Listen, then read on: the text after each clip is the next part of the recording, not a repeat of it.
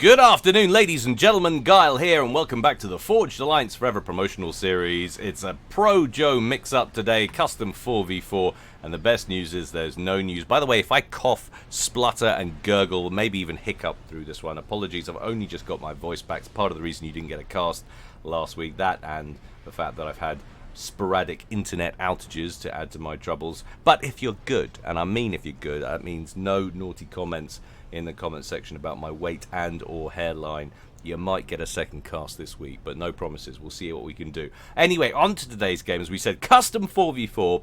It's going to go down on 8 Badlands version 4. I'm ready. You guys are ready, and the players are sure as hell ready. So let's go on over to the game zone and see how they're going to get onto chain catching. Alright, we know what we're dealing with here. We'll call this Team 1 up here at the top as our players gate in, and this Team 2 down here on the bottom. Going first for Team 1 over on the left, it's Morax, a spiky space socialist for today's game, going first land in Halliborange Orange to his right. Team member number 2 for Team 1, Zegota, because it is Zegota, and he is going Seraphim in Ferrari Red, opening first land. Team member number 3 for Team 1, it's Killer Muffin. What a name, the winner of this week's Amusing Name Award for sure. Going UEF, opening first land in Elephantine Grey. Team member number 4 for Team 1, Escalevra. Escalevra, it's a pleasant little name to say. I'll be saying that as often as possible throughout today's cast. Another UEF, this time in Burgundy Red, going first land. So that's Team 1. Let's take a look at Team 2, starting off on the same position over on the left flank, because why not? It is Hell, going UEF in Mellow Yellow, opening first and second land. Team member number 2 to his right. Cyanide Cyan, this time it's Death Squad, and he's going Aeon, opening first land. Team member number 3 to his right in Breast Cancer Awareness Pink, our second evil space socialist of today. It's Dukes, and he is going first land, and to his right over here, excuse the dodgy camera work, as the camera work, thank you, it's Fueled by Fire in Spetsnaz Grey, or I used to call it green, isn't it? That's blatantly grey. Spetsnaz Combat Green, Spetsnaz Green, something like that, going first land and going Aeon. So there you have it, game quality at 92% as a scout rolls into Segota's base and gets blapped in the face for its trouble, just as another one coming down from Morax gets picked off by Hellscom, advancing to the center. So as we said, what we consider to be a balanced game. Taking a look at the range of global rankings, they vary quite a bit. Bottom rated player Killer Muffin sitting here in the center at 1,000. He is being babysitted by their top rated player on Team 1. It's Zegota on 1,800, so he is going to have to take care of his flank to the east, I'm sure. Maybe not. Maybe Killer Muffin will be the dark horse of today's game. We will see. Highest rated player of the actual game is over on Team 2. A little bit unusual. Usually bottom and top rated player end up on the same side, but I won't denigrate them. They've done pretty well on game balance. He's got a more even spread below him, a couple of 1,200s there and a 1,300, but that 1,900 there. Death Squad, the mirrored position to Zegota. So that's going to be an interesting high-rated channel to watch. The ACUs on both flanks for Team 1 walking forward, getting the distance build up on the plateau, matched only by Hell down here, but he's a little bit behind the curve. He's about halfway done his factory. We've already got a sorry, I was about to say a mech marine, but it's a hunter. It's Cybran rolling in to come and apply some pressure. What he really needs is a Medusa to help knock that down nice and quickly, but it looks like that could be a hold there for him. Meanwhile, in the eastern plateau, Escalevra is a little bit behind all of them, but still ahead of his opponent down here, which is yet to make his way to the cliff edge. So I think it looks like we could have a double hold, at least in the early game potentially, for Team 1 on the plateaus. Hell's not giving up as yet, but there's an awful lot of labs up there. You never know, might get in there, might finish this any second and manage to get a striker off the way. He went straight for a Lobo. Now he's switching up for Mech Marine, so it's going to be lab on lab. Can he get the T1 PD online in time? There's a Medusa, it's a Mantis that's turning up. That's not going to help things for Hell. They switch targets to the PD. That's probably a pretty sensible decision. Down that goes. Mech Marine gets a couple of shots off, manages to pick off one of the hunters before it goes down. But Factory's in the red. If he gets a Mech Marine, that'll be it. And Hell's given up on that. Instead, moving towards the crater in that left-hand section where Morax is moving in to that mass field as we speak. Over to the middle. Death Squad's getting a gun upgrade on his comm. That is 42% and climbing. We can see Muffin and Zagota have moved forward. Lots of land factories queued up for Muffin right in the center of that central alley. That's going to provide him with a good reinforcement point. Further up, T1 Bomber moving in for Zagota, and that has been spotted, or at least the scout plane that went over first was spotted and promptly shot down. And the bomber not long after it, but he does manage to pick off a couple of engineers, so not a wasted journey at all. I might have spoken too soon, actually, and it looks like that scout plane survived, flew overhead, and it's getting a good read on just about everything over on Team 2's side of things. As we said, a hold there on the eastern plateau for Escalevra. That land factory pumped out a whole bunch of mech marines and what have you. And Fuel by Fire gave it a go, but alas, was just too late getting set up there. Gun upgrade completed. Double gun upgrade completed for Death Squad. So we've got a bit of a sniper comm there. Aeon sniper comm, very deadly indeed in the center. Gun upgrade now started on Dukes. He's routed to the spot, and Death Squad can just go to town on these outlying forces, pick them off at range without any fear of repercussions, assuming nothing comes at him from the skies. It doesn't look like there's any massive T1 bomber force assembling there for Team 1 on their side of the map. Fuel by Fire over in the east, walking into the mass field. Going to try and get some of those big rocks for him and his teammates. 26k apiece. We'll see how things measure up when they tick over. So Team 2 with a slight advantage. That hits 27k first, and not long after, Team 1 hits the same target. So not a great deal in it in terms of total revenue so far accrued by both teams. And Death Squad moving into range now of this bank of 4 T1 land factories belonging to Killer Muffin, and backed up now by a pretty heavy T1 spam blob, whatever you want to call it, from Dukes. Laying down some fire, picks off the radio tower. And there goes the left one. What strikers are left, getting surrounded and cut to ribbons. Right land factory not producing anything for the time being.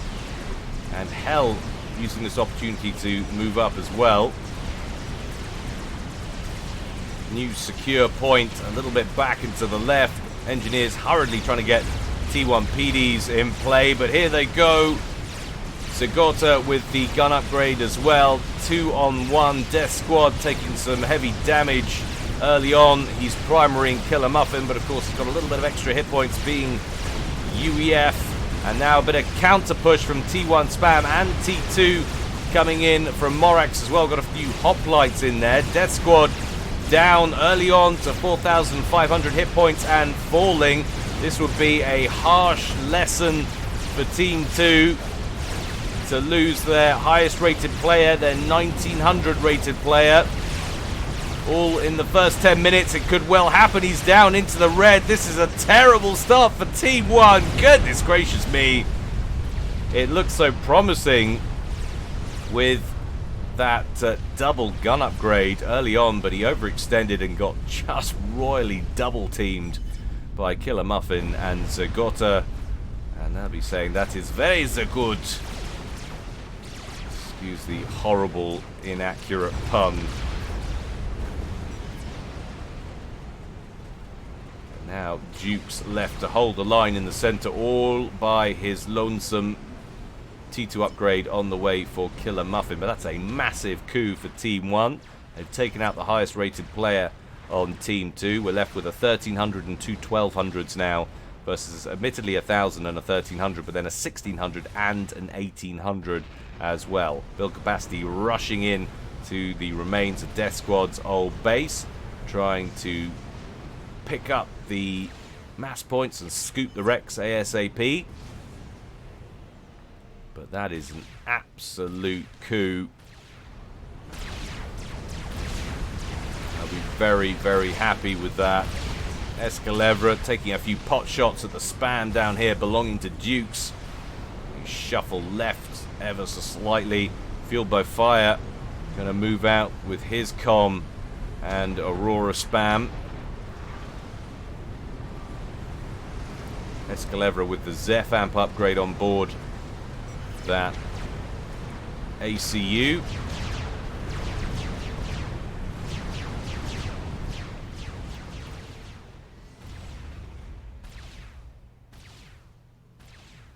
So to recap, Team 1, 1 kill up in command of both of the flanking plateaus. Currently on around 55 to 60% of the map. We say about 55% of the map. Maybe more, 60 if you're talking about actual resourcing territory. Duke's moving forward. He's got a gun upgrade on his comm. Is Escalevra going to get double teamed? In comes Fueled by Fire. Fueled by Fire needs to be a little bit careful. Definitely needs to keep his micro going. There's a lot of Lobos in here. Doesn't want those shells to land. But look out! Ghetto gunships inbound from Fueled by Fire. That's what he's been doing. And they hover overhead and open up on top of Escalevra. No other troops around the comm there. Of course, you can't manually target the Ghetto gunships. They go for whatever's near and directly underneath. In come the interceptors there from Zegota. They shoot one down, but another Ghetto gunship turns up. Escalevra down to 5,500 hit points. Can Team 2 equalize?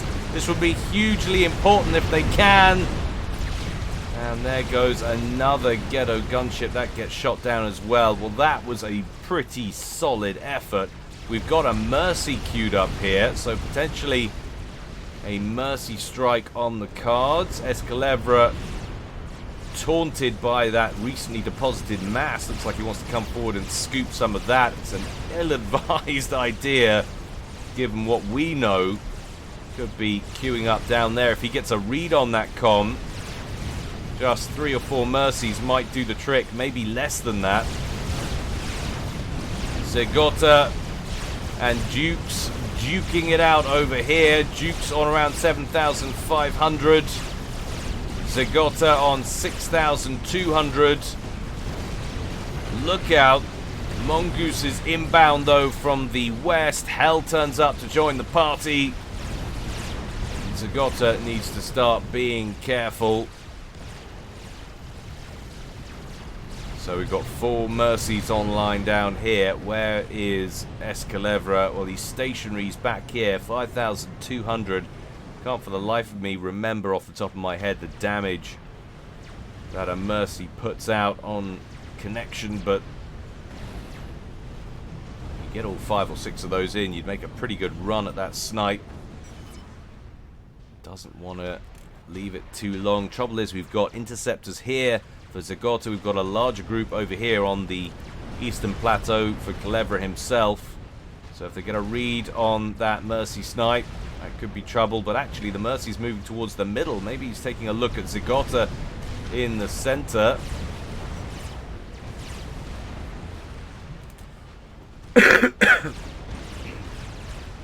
Hell telling his teammates not to push. One thing you don't want to be doing with Mercies is patrolling. Don't have the fuel for that kind of thing. Stealth upgrade on the way for Dukes. 45% complete. And then it all started to calm down just a smidge. Current eco leaders, Team 2, 152 to 132. But with the reclaims and distribution and everything, Team 1 have caught up. It's bang on 81k apiece. It's in tick over at the same time there. So apart from the loss obviously of Death Squad, these two teams pretty even in what they've scooped up. Of course, all of this mass has been scooped twice, so it's a little disconcerting. Doesn't quite read accurately on that side of things.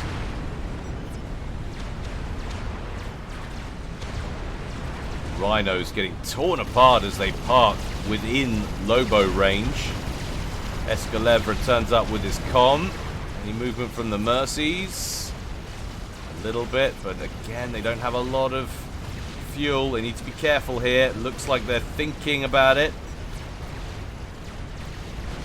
He's got another two leading the way. Trouble is, in come the planes from the east. Will they get a chance to activate? And of course, we've got ground-to-air capabilities, and they just get annihilated. A nice idea, but far too much air coverage in that little pocket. Good coverage from Team 1 keeps Escalevra alive.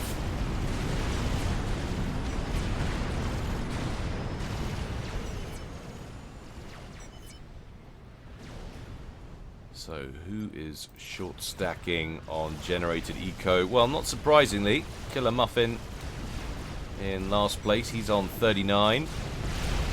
Everyone else seems to be in the 40s and 50s predominantly, except for Morax, who's way out on 70. Oh, and Duke, sorry, who's on 80. So these two guys leading the way. But I'm a little bit concerned. He's teched up and he's got a few hoplites patrolling out front, but that's a scary looking blob forming just south of him from hell. He has got lots of PD, however. That would be very tricky to assault head on. Nano repair upgrade on the way for Zegota, who's already got the gun upgrade and T2 engineering suite, so we're going to potentially a bit of Rambo-age coming our way from our Team 1 red player.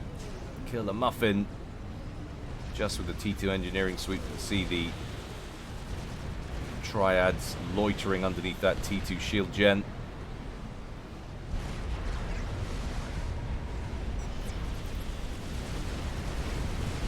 Team 2 is working slightly better on the kill-loss ratio.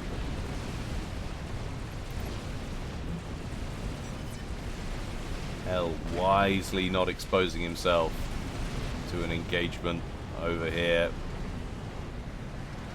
Well, one Cerberus turret seems to have been knocked out. Reasonably impressive at range. Nano repair almost done.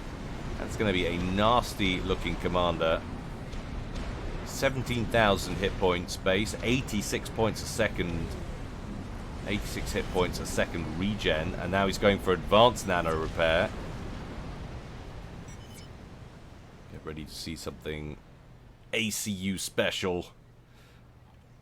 We hope could be the biggest anticlimax in history.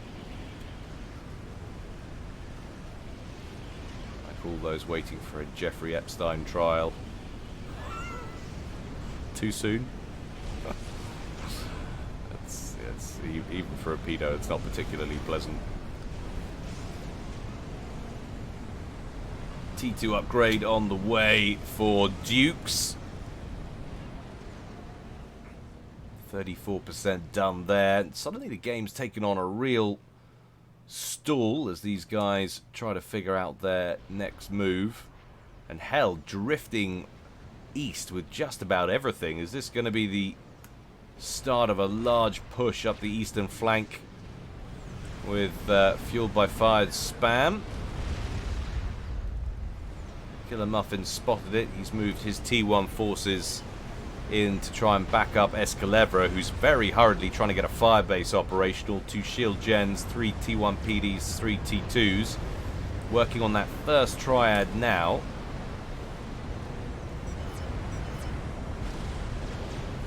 Shield gens look like some of the last things to go online, however. Might have got just one of those online after the first PD. Back it up with a second. This is going to be interesting. Of course, the layout of the craters here does tend to distort, fractionate, and dismantle formations. Does make it difficult for advancing players. Gives a little bit of an advantage to those in defense. Mongoose is up front, launching their rockets and their Gatling guns. Auroras sitting back, making use of their range. Zegota asking for TMD assistance as his main base coming under long-range tactical missile fire there from Hell. That's coming from his commander. So he's lost a core mass and some T2s right at the back. You can see that would have dropped him off quite a lot. He's down to 59 mass now. But a little successful run by Hell has got at least some forces into the main base over here of Culebras. They are being pursued by some pillars and some strikers and Culebras commander himself, and in fact only a handful of units do make it into the main base, and it doesn't seem like any of them are Lobos either, so damage to the base won't be substantial, I shouldn't think. Look out, a couple of cunningly parked trebuchets there from Dukes parked in the center, just bombarding that firebase of killer muffins in the middle. So he's transitioned to T3, got a brick guarding that as well, and a deceiver as well. Mobile stealth field system, very nice. Just causing a few problems. You take a look at what Team 1 can see. All they can see is those shells coming in. They don't know where it's coming from. Lovely to see people using all the tools at their disposal.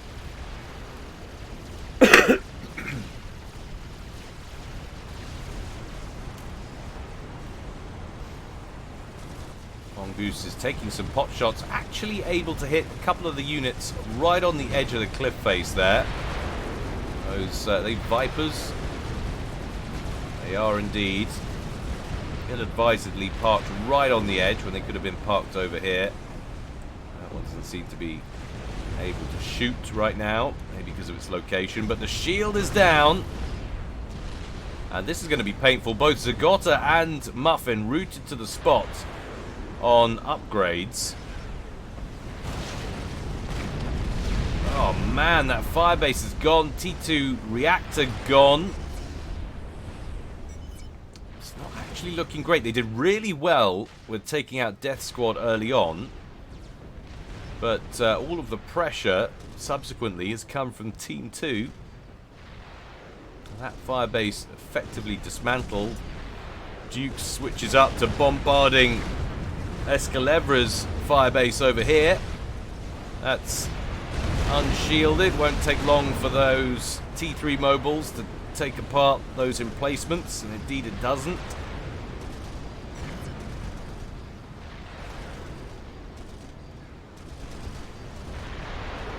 Killer Muffin advancing to the wall sections that Zegota threw down earlier, and he's going to start on a bank of triads just the other side of that. 4 bricks in the area over here. Looks like they're about to say, yeah, no, we're not having that. Down they go. And now Muffin taking fire from the bricks. Their profile large enough to cause problems and get straight over the top of that wall section. Oh man, if they hadn't stopped to attack the wall, I reckon they could have got the kill there and then. Advanced nano repair complete for Zegota. Finally. God knows what he was doing elsewhere. I guess he was probably repairing his eco, which is why he had that paused.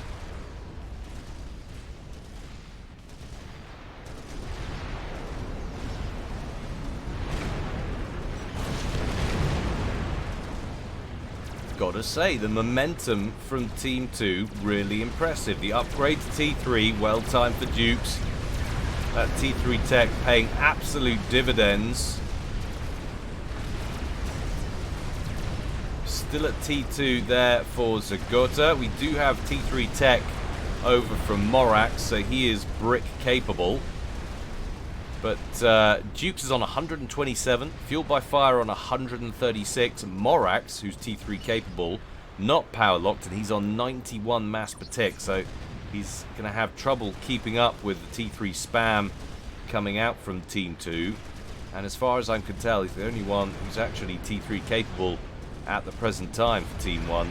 There is an upgrade on the way from Escalevra over here. That's 57% complete, and climbing, that's going to take a while to finish. Meanwhile, there are bricks moving in the center. Zagot is going to fancy his chances, get in there with that advanced nano repair, upgraded comm, and overcharge a couple of these bricks. He should be fine to clear out that threat once and for all. There goes an overcharge, one brick down. Bricks realize what they're dealing with. They're going to start to withdraw. Down goes another brick. Zagota is 42,000 hit points strong at full health. That's what we're talking about here. That is all basically a walking experimental, but a little bit slower than just about every other unit on the field. That's the problem. It's catchable. Look at this, however. So Morax hasn't been resting on his laurels. He's been going T3 gunships and has got what looks to be about 8 whalers ready to cause some damage. Can he find a place to engage them without getting them taken down? Especially important when you've made that outlay and your opponents have gone for T3 ground. And he's got a new problem. There's a bit of a Ravager issue and potentially a Ravager creep happening. Hell's got a solid looking firebase up over here. It's about to get his third T2 shield gen on that. Is he going to dispatch the whalers to intervene? There is an air cleaner in there and 2 flayers. This is going to be costly. AoE going to work straight away on the gunships. He needs to take out the ground to air first. He's not, though. He's locking onto Hell's comm, and he's doing an awful lot of damage. Credit where credit's due. 6,000 hit points left. In come the T1 inties from Dukes. Hell down into the red. 2,000 hit points. 1,418 hit points. Boom! That is a solid pick off there from Morax. Everything was donated over to Dukes, but full share I don't think is on. Yeah, and there it goes. So temporarily donated, and now power vacuum emerges over on the western edge for Team 2. Morax suddenly able to advance, and now it's a 2v4 despite how well this has been going in the center and elsewhere for Team 2. They haven't managed to pick anybody off, take anybody out. And now they're going to have real troubles securing all the flanks along with everything else. Little Clink Hammer battery online at the front of Killer Muffin's base. Huge respect for you there, sir.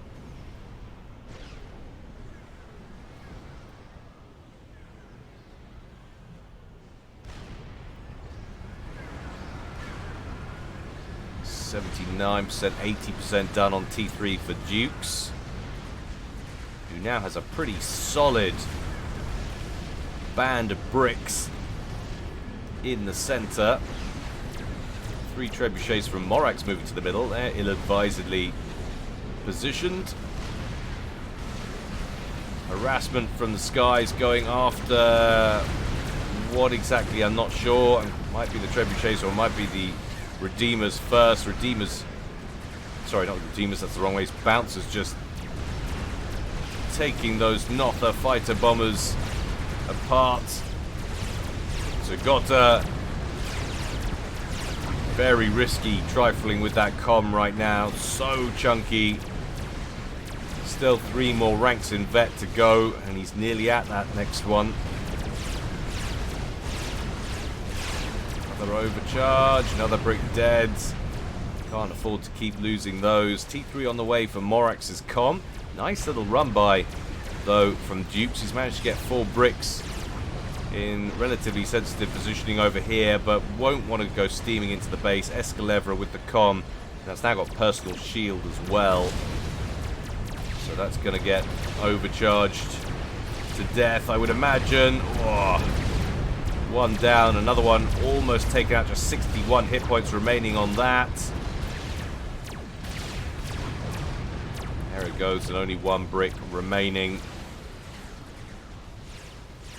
And look at the ballsiness. Morax saying, nope, you're not getting established down here. It's airdropped all kinds of build capacity down here and is just going to town, wasting no time, setting up shop. 2 land factories operational, a couple of Cerberus turrets. Scrap that, 3 Cerberus turrets already.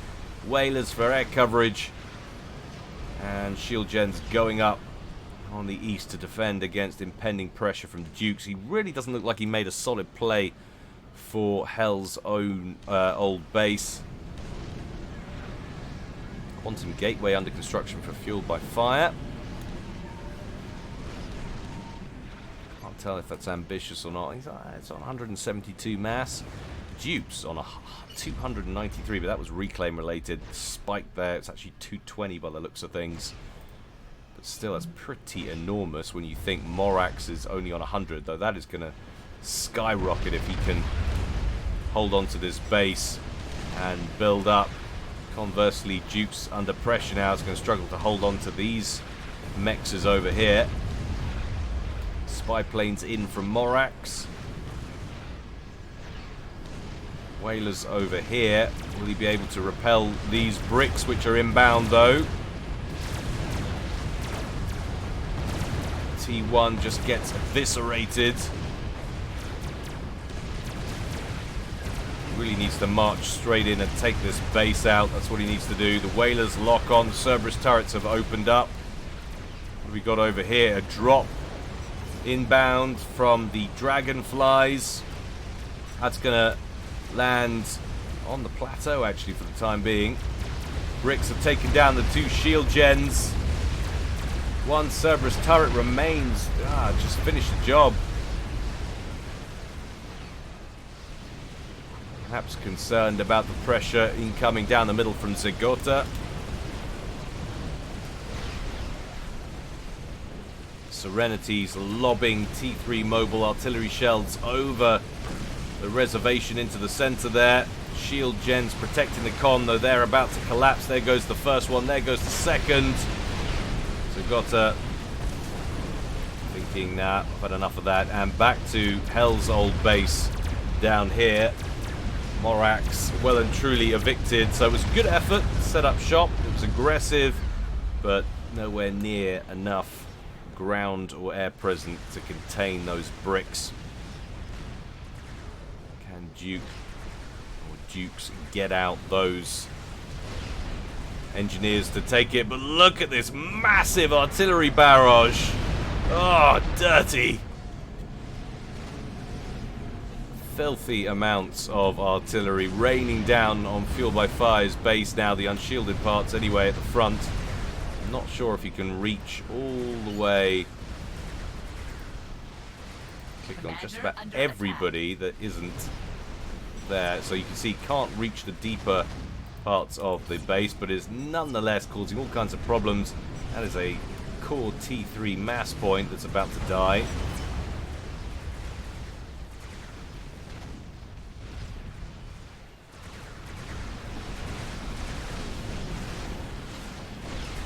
Now, all things considered, Team 2 defending valiantly at this point. 30 minutes gone, you'd be hoping one of these guys was going to turn up soon with an experimental, a monkey lord or something, and just ram it down their throats, but it doesn't seem like that's on the way anytime soon.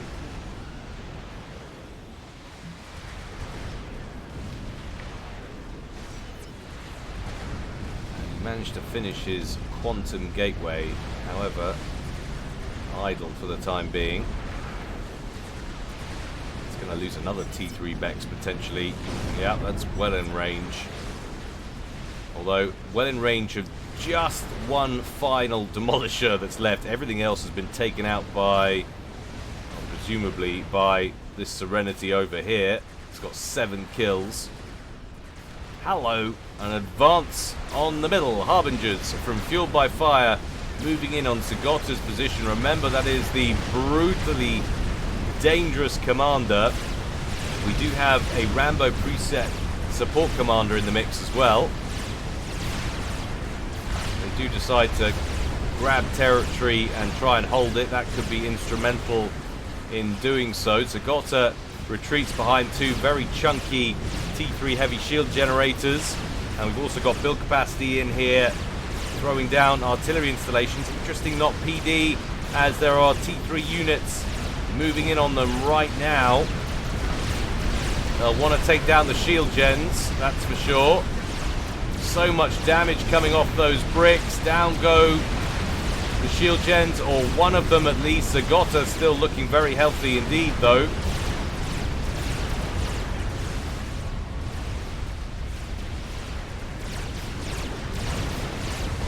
Those upgrades making him a royal pain in the backside. Zagota does go into the yellow. 35k left. Needs to get overcharging.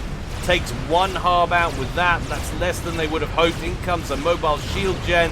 That's going to give him some cover for a while. Fortunately, he's got these bricks from Morax to help as well. But Zagota down to 23 hit points now. They should probably primary the commander and try and take that out. Not many units left for Team 2, being overcharged one at a time. In comes another brick from the south. Zagota about to drop down into the red. Yes, he does. 12,000 hit points left there. Of course, when they get rid of the bricks, they've still got the support commander that's causing problems. If he sticks to Zagota like glue, there might be nothing he can do about it. Another mobile shield gen comes in, blocks the shots that are coming in from the bricks in the south, but that doesn't last long. And I can't believe it, but I think Zagota's going to go down. Boom! That is absolutely huge. Their 1800 rated player, their disastrously chunky looking comm, performed, well, disastrously in the end. That wasn't too bad. It took out a lot of bricks, but damn, that is potentially game-changing. And of course, they've still got a support commander over here, although I don't think that's going to last much longer. We've got Percy's on him, we've got Pillars, and less than 100 hit points, so there he goes.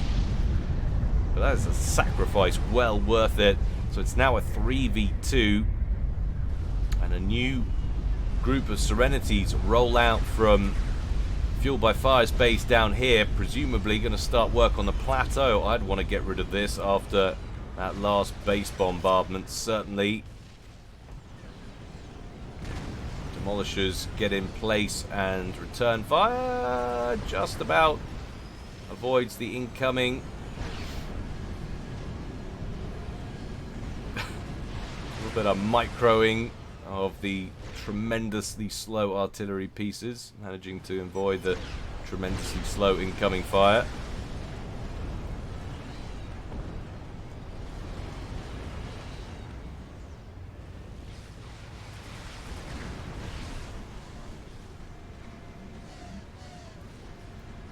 Now, is there a way in for these bricks? We do have a Monkey Lord on the way from Morax. That is 40-odd% complete and climbing. Whalers dispatched. Are they going to come down here and try and hit this pile? Ill-advised if they do. There are plenty of bounces down there to cover and plenty of ASFs now controlling the skies. Let's do a quick ASF count, actually, to see who's in the lead there. 30 ASF online for Dukes.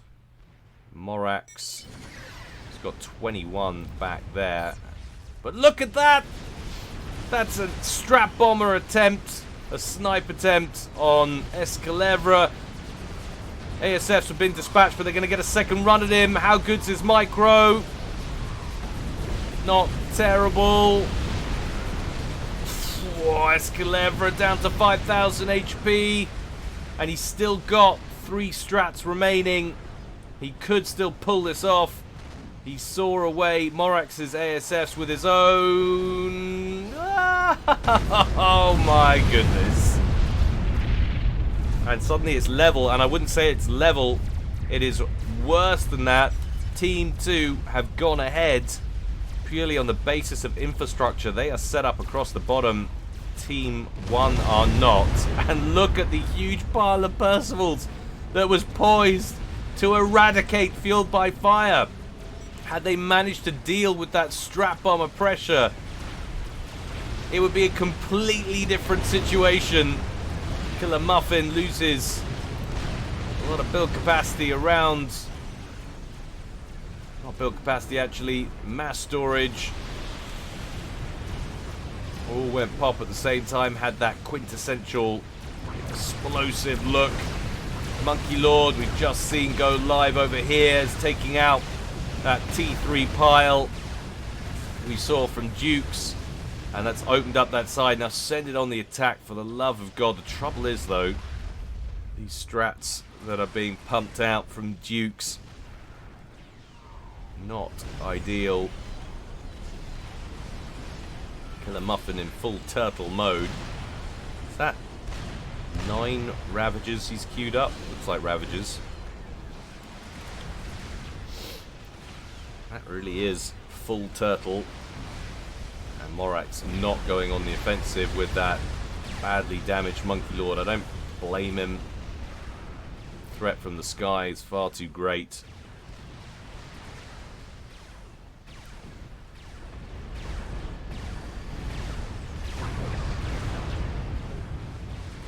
But what a absolute swing. What a massive turnaround from what was looking like a pretty perilous situation from early on.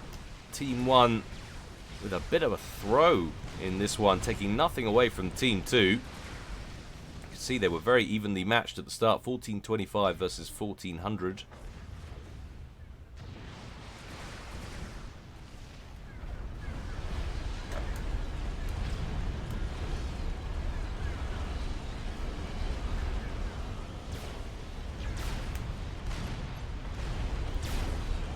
Muffin working on a fatty. Nearly finished one of the Ravagers and then thought, actually, I don't need those.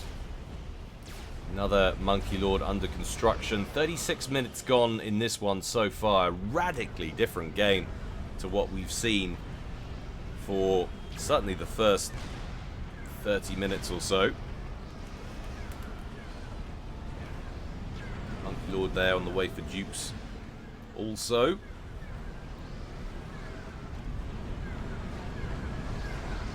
Fueled by Fire completes a Colossus, so we really are firmly in the experimental phase.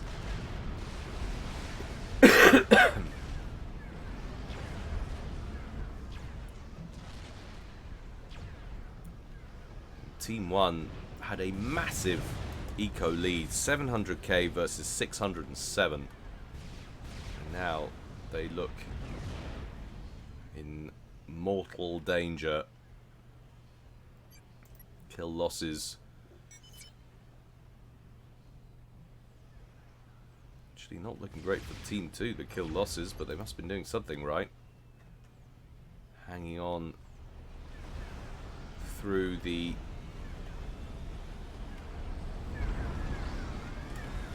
mass deficit.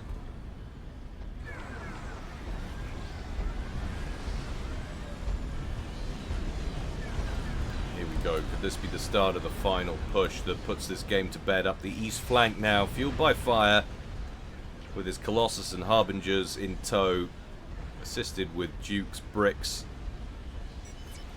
the odd trebuchet to back it up. Morax and Muffin responding, Percy's and bricks, and that Monkey Lord moving into cover. Now, where's he going to send this newly constructed Monkey Lord? Is that going to go due east to assist? Maybe. We are in full defensive mode. Not thinking about attacking right now. That Fat Boy's not too far from being completed either. Strap bombers drop a few bombs and they impact on the shield, but they're going to get picked off for their trouble. Not all of them. Morax doesn't commit fully, doesn't want to get engaged outside of base air defense. Loses a couple of ASFs there. The So does Dukes, who's going to lose some more as he evacs the skies above Muffin's base. Whoa.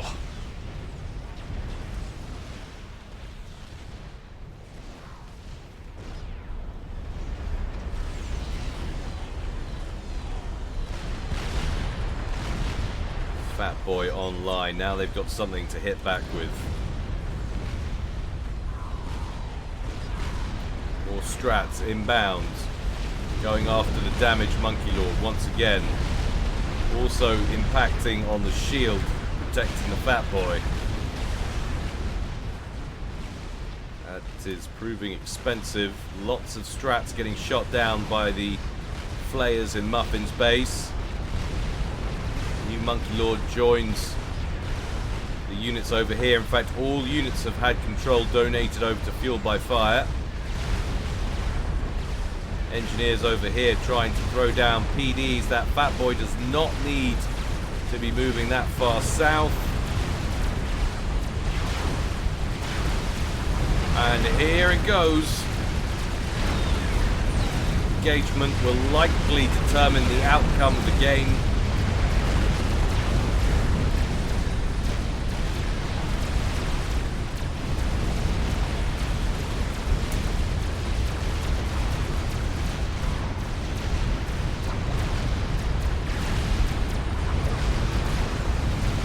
Strat's still going after the Monkey Lord, getting shot down. Colossus has taken a lot of damage. Percy's primarying that, but they're in turn getting beaten down by the bricks. Monkey Lord emerges once again to take them on. That's a very good result for Team 1. A lot of mass on their doorstep. I'd have been premature to say it will determine the outcome of the game, but it has certainly determined that it won't end immediately. Support commanders on the run, and look at that. Things get a little bit dicey, a little bit tough, and the Space Socialist has to start a telesnipe. Well, assuming it's a telesnipe, he's working on a laser at the very least.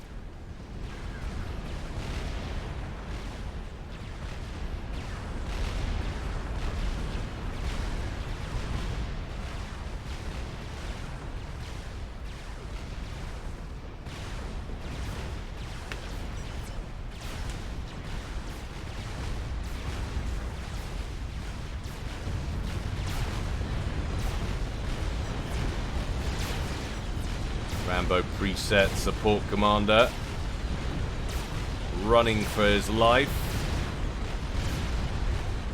taking an awful lot of damage but tanking it well. Laser 90% done. Another experimental complete, and it's the indomitable Megalith rolling out from manufactories of Duke's main base on towards the front line.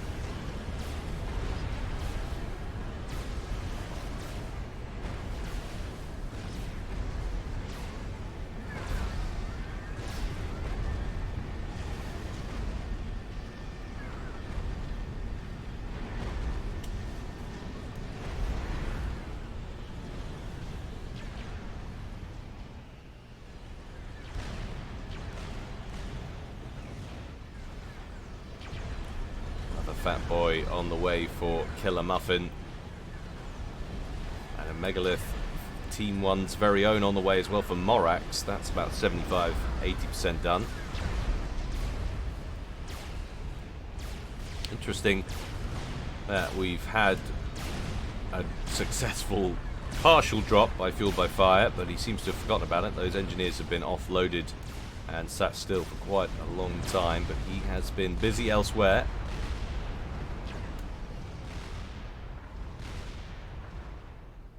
Of course, hordes of engineers from Morax's base just slowly moving east, starting to pick up those redundant mexes over in Escalevra's old base.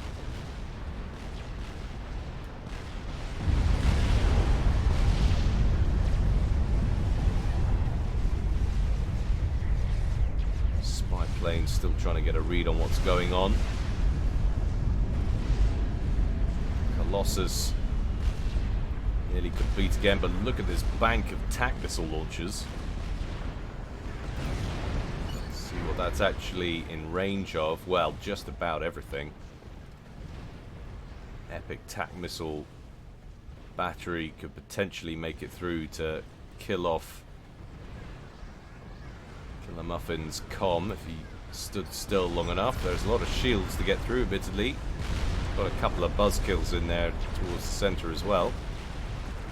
But it's all a moot point because Fat Boy now in range.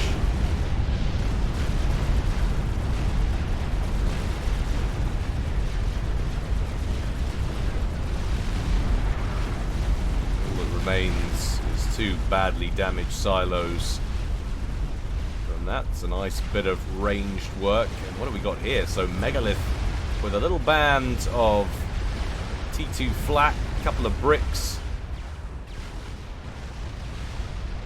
on its way south, and here's the teleporter on the way as well for Dukes.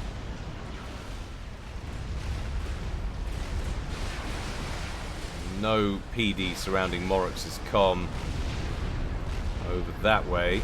We do have Ravagers and Triads and things in this pretty solid looking base for Killer Muffin.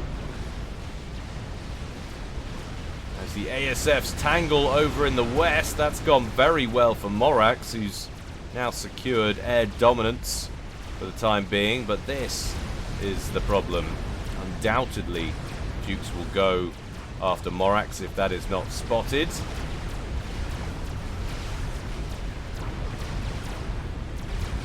Especially with what's happening now. Megalith, Whalers, and Monkey Lord tearing things up, but there's another little air wing that comes in, goes straight after the Whalers. That's going to pick off a handy few of those before they get dealt with. But there's still a good 10 or so in there.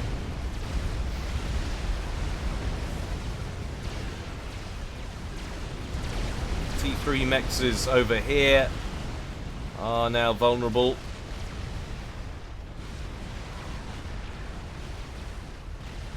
The two Fat Boys from Killer Muffin moving forward, just laying the smackdown on the forward positions over here. 3 bricks dispatched to try and force that central one away, which they're managing to do.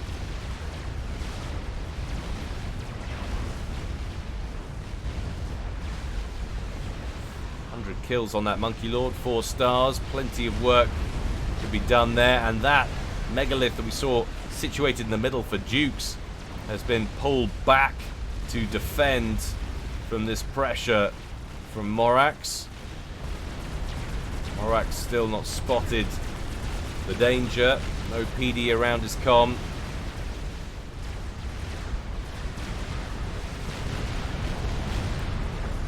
Fuel by Fire seems very wedded to this TAC missile idea. Trying it in a different spot. Does get a volley of 4 missiles away. And that battery under sustained Fat Boy fire.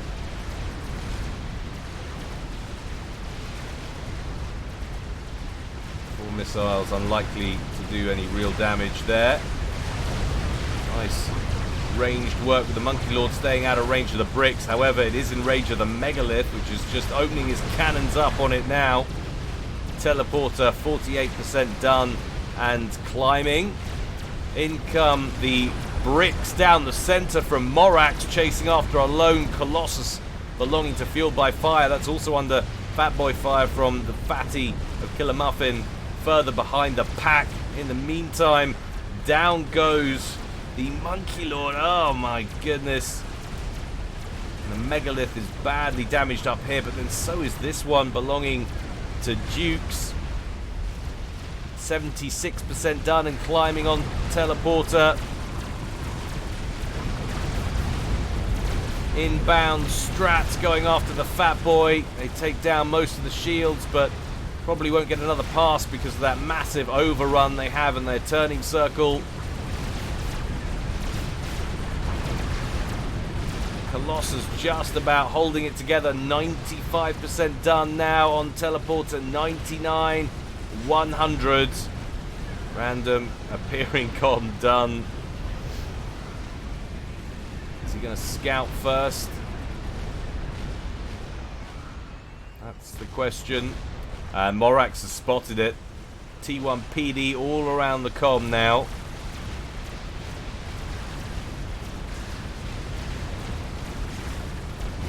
Can't see any teleporter on the way, but what? What killed him? What on earth killed him? And I don't think Morax knows either. Oh my god, the end of an entire cast and we don't know. The hell happened, says Morax. I had tele defense. It wasn't the telly. Telly's still there. Was it the tac missile? Did the tac missile battery work? The tac missile battery worked! I don't believe it. I actually don't believe it. And you know what? That's so bad. I'm gonna have to tag on at the end of this. I'm gonna have to get to that point in the replay, 46, 7 minutes odd, what have you, and see what happened. But the teleporter was used in the end. To no effect, really. It got Dukes killed. Muffin's still alive, but he lost his fat boy. How much of this is going to go pop? So the game still goes on unless Muffin control Ks. There goes all of that. Oh my god, and still it goes on. That was insane. That was actually insane. I don't believe it.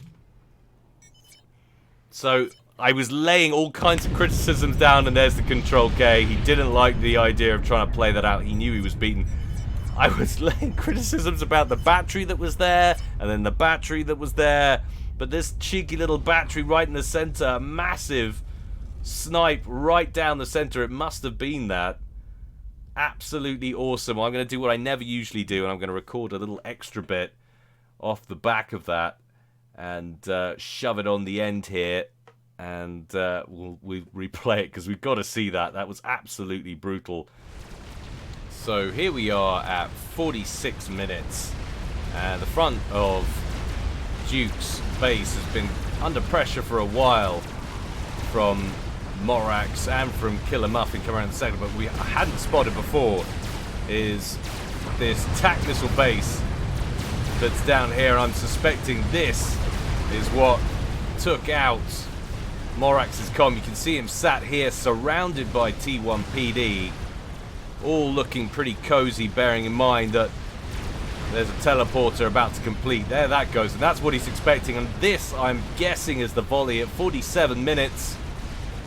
Flying over, making its way, and as we look up here, we can see pretty thin on the ground. We've got a zapper there, but that is it.